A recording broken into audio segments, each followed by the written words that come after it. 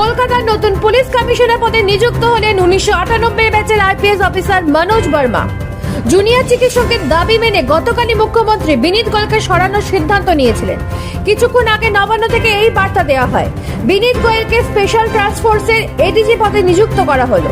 আবারও জানিয়ে রাখি, কলকাতার নতুন পুলিশ কমিশনার পদে নিযুক্ত হলেন 1998 ব্যাচের IPS officer Manoj Verma. Junior চিকিৎসকদের দাবি মেনে গতকালই মুখ্যমন্ত্রী বিনীত গোয়েলকে সরানোর সিদ্ধান্ত নিয়েছিলেন।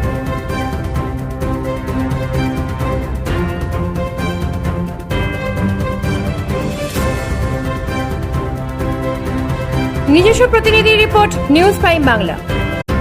কলকাতার নতুন পুলিশ কমিশনার পদে নিযুক্ত হলেন 1998 ব্যাচের IPS officer Manoj Verma. Junior চিকিৎসকের দাবি মেনে গতকালই মুখ্যমন্ত্রী বিনীত গোয়েলকে সরানোর সিদ্ধান্ত নিয়েছিলেন। কিছুক্ষণ আগে নবান্ন থেকে এই বার্তা দেওয়া হয়, বিনীত গোয়েলকে স্পেশাল টাস্ক ফোর্সের এডিজি